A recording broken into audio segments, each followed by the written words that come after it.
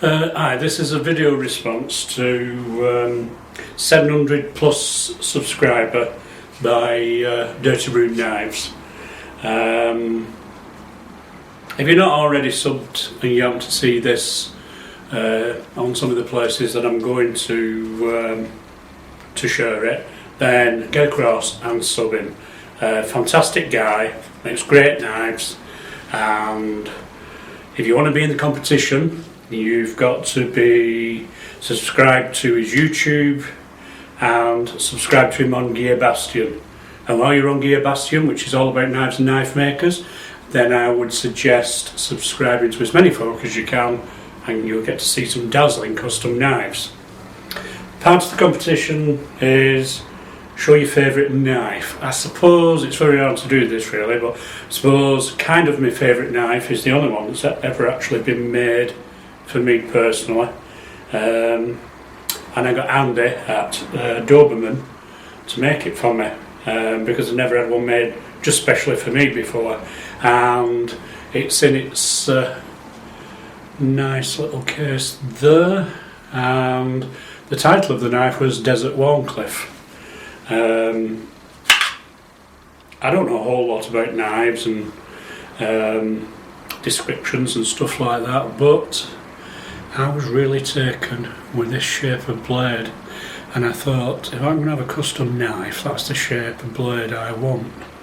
It's got a really thick back on it with lots of firework, if that can be seen on there. And then of course the handle, which I can't see too well. Here we are. The handle, which is coming through nicely. It's brilliant. And then here's the sheath for it, which is a nice desert digital camo with all the studs and things. This fits into the sheath nice and snug. I'm not cutting that out because I thought that was funny. Nice and snug, tight, no rattle. Hang on, where's the camera gone? No rattle. And to get it out, thumb against the little rest, little click, and it's out. Back in, same thing. This time it's not going to fly off. So there we are. Favourite knife. What is the grail? Well, I suppose the grail would have to be this one. Kukri. Well, this is a proper kukri. It's got the little knives at the back. Well, little knife and sharpener at the back, because that's what the other one is. I always used to think there were two knives. And the kukri itself. This kukri is engraved. Oh, if we can see it, if I can get the light to shine on it. Come on, do it. There we are. The hunting agency. The guy who runs the hunting agency, who's on Facebook, his big thing is to organise collections and such like for the Gurkhas. All funds go to the Gurkhas, and he did organise a big auction, online auction, and I bid against some knives, and I just got talking to him at that time, and we kind of had a rapport, we hit it off okay, and I thought, yeah, so I bid as much as I could because I haven't got a lot of cash coming in at the moment, and I thought, well, in for a pound, in for a penny. The next minute I got a message and he said, if you win this auction, I'll send you one out of my personal collection. He said, a decent, authentic, hand-me-down kukri, because the Gurkhas don't get rid of the family knives. They're like samurai swords, they're handed down from generation to generation. So to get hold of these, a bit like unicorn poo, you know, once you've got one, don't let it go. So anyway, yeah, if I have to have a grail, that's my holy grail.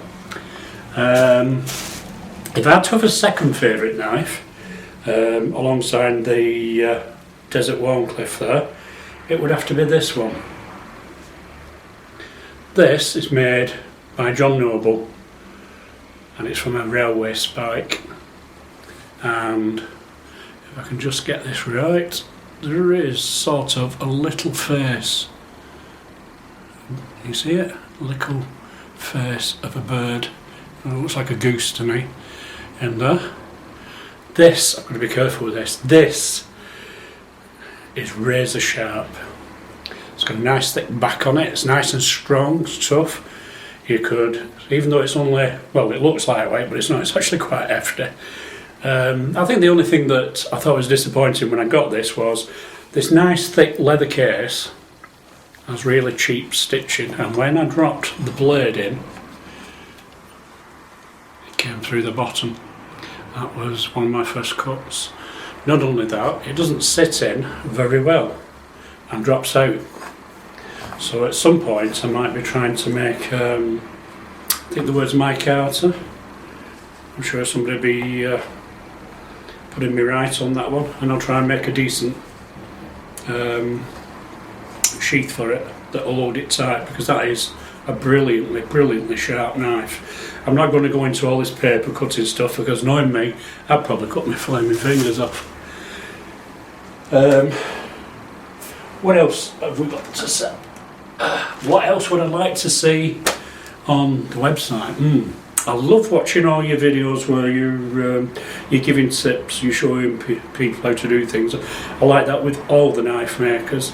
Little bits on grinding or tooling, you know, file work, whatever. Kind of instructional.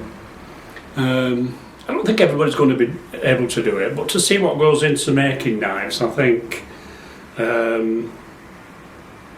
I don't think people really know or understand just how much time and effort goes into the making of a custom knife from scratch to end. And there's lots of little bits about on the internet, but well, a lot of your followers will probably just be following you and one or two others. So I think that'd be a way to go. See what you think about that. So anyway, that was my video response. First time back on video for ages, that's why I'm fumbling and messing about, for Dirty Room knives.